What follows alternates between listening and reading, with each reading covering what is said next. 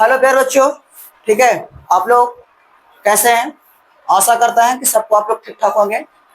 आज हम लोग जो है मैथ में चैप्टर नंबर 7 निरसांक ज्यामिति के बारे में पूरा अध्ययन करेंगे। ठीक है, और उससे जितने सवाल पूछे जाते हैं, ठीक है, उस सारे सवालों को जानेंगे। ये आपका चैप्टर जो है वो 10 नंबर का है, जो आपको बोर्ड के एग्जाम में 10th बोर्ड के एग्जाम में जो है बिहार बोर्ड में 10 नंबर के सवाल इससे आते हैं। तो चलिए बिना समय को गवाए हुए जो है हम जो है अपने टॉपिक पर बढ़ते हैं। ठीक है, और टॉपिक को शुरुआत करते हैं। देखिए, सबसे पहले हम जानेंगे कि निरसांक ज्यामिति की शुरुआत कैसे हुई। ठीक है, तो देखिए कह रहा है क्या कि ज्यामिति की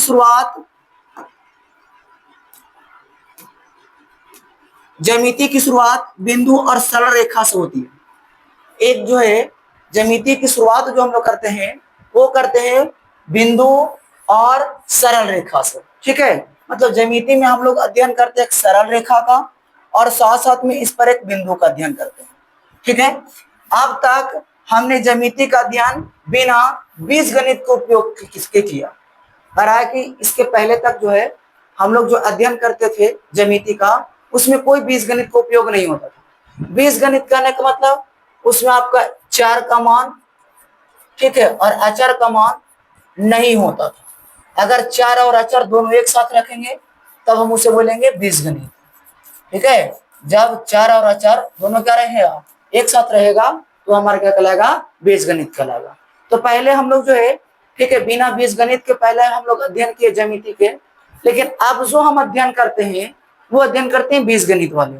ठीक है, अब जो हम अध्ययन करेंगे फिलहाल में कह रहा है कि इस ज्यामिति में हम बिंदु और सरल रेखा को उनके नाम से वर्णन करते हैं। कह रहा है कि हम जो इस ज्यामिति का अध्ययन करेंगे उसमें बिंदु को भी रखेंगे और किसको रखेंगे, सरल रेखा को रखेंगे, और साथ साथ में हमारा इसमें क्या रहेगा, बीजगणित भी रहेगा। ठीक है, बीजगणित कहने का मतलब चार मान भी रहेगा और अचर मान भी रहेगा। कह रहा है कि 1637 ईस्वी में देकार्त ने सर्वप्रथम ज्यामिति और बीजगणित में संबंध स्थापित किया। कह रहा है कि एक हमारे जो है गणितज्ञ थे, उनका नाम था देकार्त। ठीक है, इन्होंने जो है 1637 ईस्वी में बीजगणित और ज्यामिति ये दोनों के बीच में जो है संबंध स्थापित किया। इस प्रकार एक नए ज्यामिति का आरंभ हुआ और कह रहा है इस प्रकार एक नया ज्यामिति बना जिसमें आपका जो है बीजगणित भी है, बीजगणित और ज्यामिति दोनों है। और इस प्रकार बीजगणित और ज्यामिति जब दोनों एक साथ मिला तो इसे बोला गया वैश्लेषिक ज्यामिति या तो फिर निरसांक ज्यामिति कहते हैं। ठीक है, जिस ज्यामिति में जो है, ठीक है, आपका बीजगणित और ज्यामिति दोनों को जोड़ा गया तब उसका नाम क्या रखा गया, निरसांक ज्यामिति रखा गया। ठीक है, ये हमारा कुछ शुरुआत था जिसके बारे में बताएं। आपको पहले बताया क्या कि ज्यामिति में हम लोग अध्ययन जो करते हैं वो सरल रेखा और बिंदु दोनों के बारे में अध्ययन करते हैं। शुरुआत में हम लोग जो है बीजगणित का, बिना बीजगणित के जो है ज्यामिति का अध्ययन करते थे, मतलब उसमें बीजगणित नहीं होता था। लेकिन 1637 ईस्वी में देकार्त नाम का एक गणितज्ञ आया जिसने जो है बीजगणित और ज्यामिति दोनों के बीच में संबंध स्थापित किया और इस प्रकार एक नए जो है ज्यामिति की शुरुआत की जिसे कहा गया निरसांक ज्यामिति। देखिए परिभाषा निरसांक ज्यामिति का हम लिखे हैं, निरसांक ज्यामिति को हम लोग वैश्विक ज्यामिति भी कहते हैं। ठीक है, वो आपसे पूछेगा कि निरसांक ज्यामिति का दूसरा नाम क्या है तो बताइएगा वैश्विक ज्यामिति। कह रहा है कि वैश्विक ज्यामिति या निरसांक ज्यामिति गणित की वह शाखा है जिसमें ज्यामिति का अध्ययन बीजगणित के माध्यम से किया जाता है। ठीक है, ये आपका जो निरसांक ज्यामिति गणित की वह शाखा है जिसमें हम लोग ज्यामिति का अध्ययन किसके माध्यम से करेंगे, बीजगणित के माध्यम से। ठीक है, गणित की वह शाखा जिसके अंतर्गत ज्यामिति का अध्ययन बीजगणित के माध्यम से किया जाता है तब उसे हम लोग कहते हैं वैश्विक ज्यामिति या निरसांक ज्यामिति। चलिए बढ़ते हैं आगे।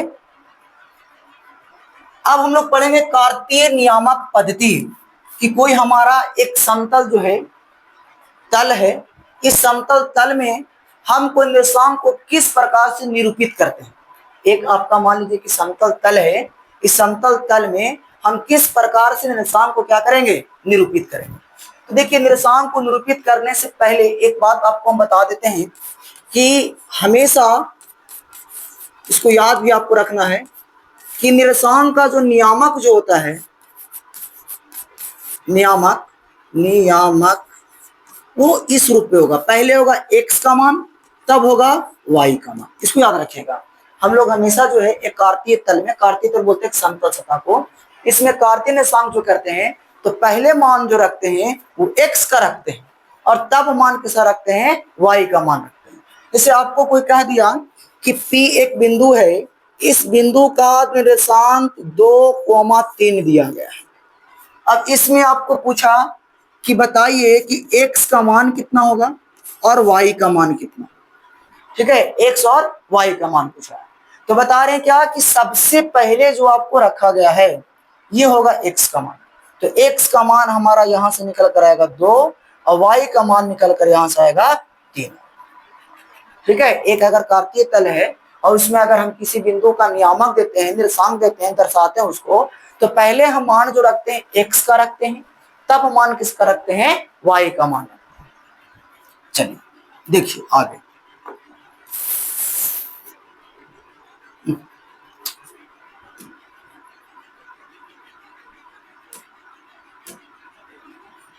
चलिए देखिए,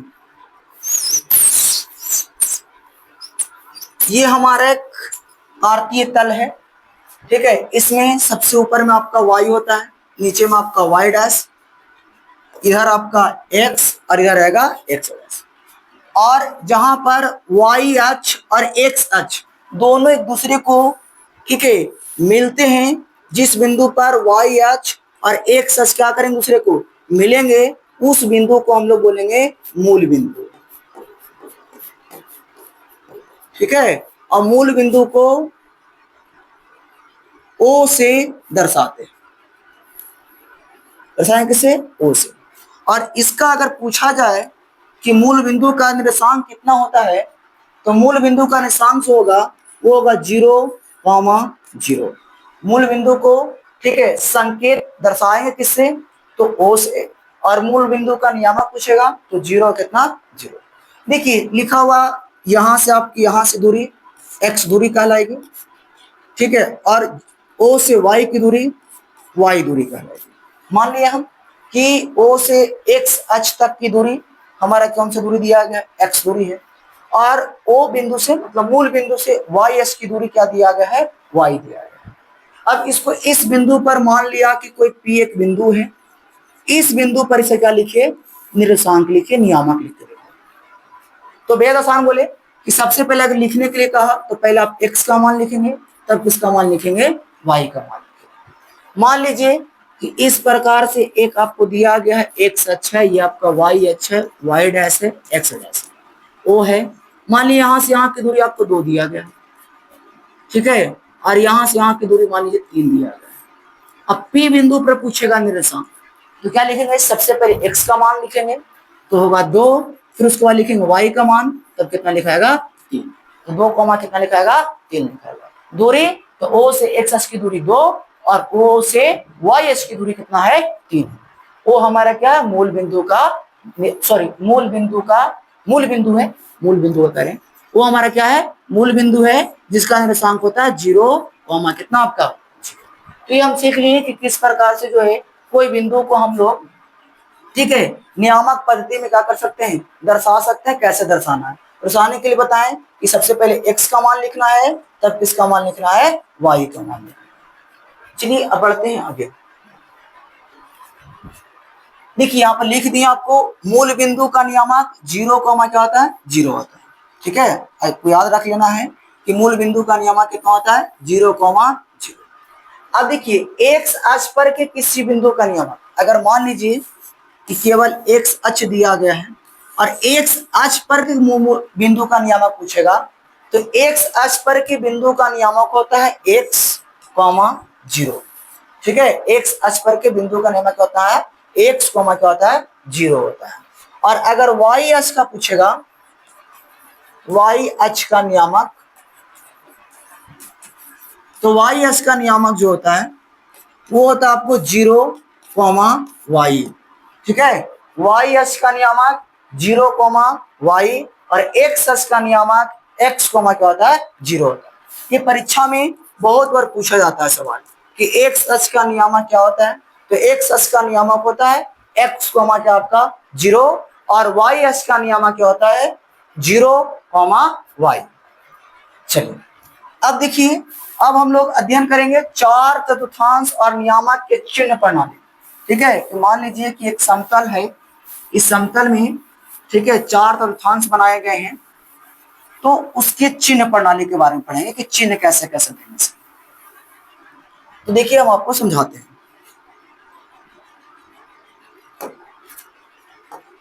देखिए ये हमारा जो है 4/4 हुआ, ये हमारा हुआ X, X dash, Y, Y dash, ठीक है।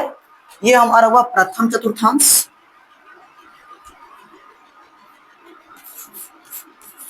प्रथम चतुर्थांश, ये हुआ द्वितीय चतुर्थांश, द्वितीयक चतुर्थांश, ये हुआ आपका तृतीयक चतुर्थांश, तृतीयक चतुर्थांश, और ये है आपका चतुर्थ चतुर्थांश, चतुर्थ चतुर्थांश। देखिए मूल बिंदु के दाएं या दूरी मापते हैं, दाएं तरफ, दाएं मतलब राइट हैंड तरफ, तो मूल बिंदु के दाएं तरफ होता है हमारा प्लस, ठीक है। मूल बिंदु के ऊपर भी हमारा होता है प्लस, पर बाईं ओर जाएंगे मूल बिंदु के बाईं ओर तो दूरी होती है ऋणात्मक, और मूल बिंदु के नीचे आएंगे तो भी दूरी क्या होती है ऋणात्मक, ठीक है। मूल बिंदु के अगर हम दाईं तरफ जाएंगे राइट हैंड तरफ तब क्या होगा प्लस होगा, मूल बिंदु के अगर हम ऊपर जाएंगे तब हमारा क्या होगा प्लस होगा, मूल बिंदु के अगर हम बाईं तरफ जाते हैं तो दूरी हमारा क्या होता है माइनस में होगा, मतलब इधर आपको माइनस लेना पड़ेगा, -1, -2, -3, -4, इधर जा रहे हैं तो प्लस में, +1, +2, +3, +4, +5, ऊपर की ओर जा रहे हैं तो भी प्लस में, +1, +2, +3, +4, नीचे आ रहे हैं तो माइनस में, -1, -2 और माइनस कितना, इस प्रकार से, ठीक है। तो इसका हम चिन्ह प्रणाली देखेंगे कि फर्स्ट कोऑर्डिनेट में मतलब प्रथम चतुर्थांश में किसी बिंदु का नियामक कौन से चिन्ह प्रणाली के साथ होता है, दूसरा में किसी साथ होता है, तीसरा में किसी साथ होता है, और चौथा में कौन सा चिन्ह प्रणाली होता है। तो देखिए बड़ा से हम फिगर बना के आपको बताते हैं यहां पर।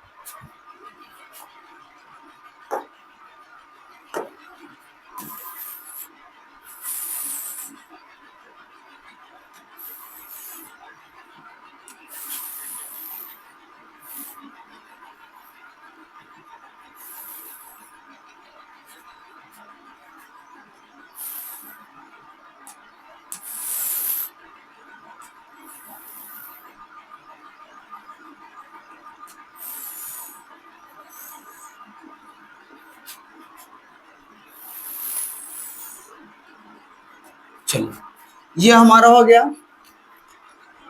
एक्स अक्ष, वाई अक्ष, एक्स डैश, और क्या हो गया वाई डैश। ये बात आप समझ गए कि दाएं तरफ जाएंगे तो प्लस में, ऊपर तरफ जाएंगे तो प्लस में, अगर हम बाएं तरफ आएंगे तो माइनस में, और नीचे तरफ आएंगे तो किसमें होगा माइनस में होगा। तो देखिए एक समान हो जाएगा प्लस में, वाई भी होगा प्लस में, एक्स डैश होगा माइनस में, और वाई डैश होगा माइनस में। इसको बोला गया प्रथम चतुर्थांश, प्रथम चतुर्थांश। इसको आपको बोला गया द्वितीय चतुर्थांश, इंग्लिश में बोलेंगे तो सेकंड कोऑर्डिनेट बोलेंगे, द्वितीय चतुर्थांश। इसको बोला गया आपको तृतीयक चतुर्थांश, और इसको बोला गया आपको चतुर्थ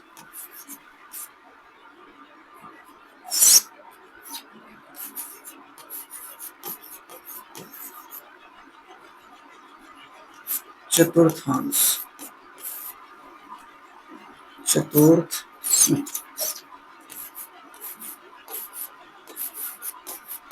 चतुर्थ चतुर्थांश। अब देखिए इसका चिन्ह प्रणाली लिखना है, तो सबसे पहले एक्स अक्ष का नियामक लिखते हैं। तो एक्स अक्ष प्लस में है तो प्लस रहेगा, और वाई अक्ष देखिए किसमें है, प्लस में, ये भी किसमें होगा, प्लस में। मतलब फर्स्ट कोऑर्डिनेट में अगर कोई बिंदु का नियामक रहेगा तो किसमें होगा, प्लस और प्लस रहेगा। सेकंड कोऑर्डिनेट में देखिए पहले एक्स का लिखेंगे तो एक्स देख रहे हैं माइनस में है, और वाई किस चीज में है, प्लस में। तो सेकंड कोऑर्डिनेट का जो नियामक होता है, निर्देशांक जो होता है वो होता है माइनस, और क्या होता है, प्लस। मतलब एक नंबर रहेगा माइनस में और दूसरा नंबर रहेगा प्लस में। थर्ड में देखिए एक्स का मान लिखिए तो माइनस, और फोर्थ का वाई का मान लिखिए तो ये भी किस में आएगा, माइनस में आएगा। चतुर्थ में देखिए एक्स का मान प्लस है और वाई का मान क्या है आपका, माइनस। तो पहला कोऑर्डिनेट का नियामक जो पूछेगा तो होगा प्लस और प्लस, दूसरा कोऑर्डिनेट का पूछेगा तो माइनस और प्लस, तीसरा का पूछेगा तो माइनस और माइनस, और चौथा का पूछेगा तो प्लस और माइनस। ठीक है, इस पर देखिए प्रश्न पूछा जाता है। देखिए आपके सामने कुछ प्रश्न है, इसका जवाब दीजिएगा आप। यहाँ कह रहा है कि 5,4, 5,4 का मतलब हुआ पहले 5 है, पहले 5 मतलब प्लस का 5 और माइनस है कितना, 4। तो देखिए पहले प्लस होना चाहिए तब माइनस होना चाहिए, पहले प्लस तब क्या दिया गया है, माइनस। कौन सा चतुर्थांश होगा, फोर्थ चतुर्थांश। इसका आंसर क्या होगा, फोर्थ कोऑर्डिनेट। इसका देखा जाए तो -2, 3 और -2, देखिए दोनों जगह माइनस होना चाहिए, यहाँ भी माइनस है, यहाँ भी क्या आपका माइनस। कौन सा कोऑर्डिनेट रखेगा, सेकंड कोऑर्डिनेट। ये देखिए 4 के पहले कुछ नहीं तो प्लस होगा, 3 के पहले कुछ नहीं तो प्लस होगा, दोनों को दोनों जो है माइनस माइनस, तो माइनस माइनस। अच्छा थर्ड कोऑर्डिनेट होगा, ठीक है, माइनस भी है और माइनस भी है, तो कौन सा कोऑर्डिनेट होगा, थर्ड कोऑर्डिनेट। यहाँ देखिए थर्ड क्वेश्चन में दोनों को दोनों प्लस है, तो प्लस का प्लस है तो कौन सा चतुर्थांश होगा, फर्स्ट होगा। इसका आंसर क्या होगा, फर्स्ट कोऑर्डिनेट। यहाँ देखिए पहले 0 है तो 0 तो प्लस में होता है, उसके बाद 3 माइनस में है, तो आपका ये मूल बिंदु है। ठीक है, 0,3 है तो 0 का पहले कुछ नहीं तो साइन किसका है, प्लस का, तब माइनस का, तो पहले प्लस तब माइनस। कौन सा कोऑर्डिनेट होगा, फोर्थ कोऑर्डिनेट होगा। यहाँ देखिए पहले माइनस है तब प्लस है, तो पहले माइनस तब प्लस। कौन सा कोऑर्डिनेट, सेकंड कोऑर्डिनेट। चलिए इतना हम सीख गए कि कैसे कोई बिंदु का नियामक देते हैं, निर्देशांक देते हैं, कैसे हम पहचान लेंगे कि कौन सा कोऑर्डिनेट में है। तो कोऑर्डिनेट पहचानने के लिए अगर कोई दो गो नंबर प्लस प्लस में है तो आपका फर्स्ट कोऑर्डिनेट में, यदि कोई नंबर हमारा जो है माइनस है और तब प्लस है तो वो सेकंड कोऑर्डिनेट में है, और यदि हमारा कोई नंबर जो है माइनस और माइनस में है तब कौन सा कोऑर्डिनेट में है, थर्ड कोऑर्डिनेट में है। और यदि हमारा नंबर पहले प्लस है उसके बाद माइनस है तब कौन सा कोऑर्डिनेट में है, चतुर्थ कोऑर्डिनेट में। ठीक है, मतलब चौथा कोऑर्डिनेट। इसके बाद हम लोग कल जो अध्ययन करेंगे वो पढ़ेंगे बीच की दूरी निकालने कि कोई एक रेखा है, दो बिंदु का निशान दिया गया, दोनों की क्या निकालिए, बीच का दूरी ज्ञात करिए। अच्छा, बीच की दूरी निकालने से पहले सबसे पहले एनसीईआरटी 7.1 का जो सवाल रहेगा वो करेंगे, इससे अगर रिलेटेड रहेगा तो ठीक है, और नहीं रहेगा तो हम लोग क्या निकालेंगे, बीच का दूरी ज्ञात करेंगे। आप लोग स्क्रीनशॉट ले लीजिए, आप लोग को घर पर पढ़ने के लिए।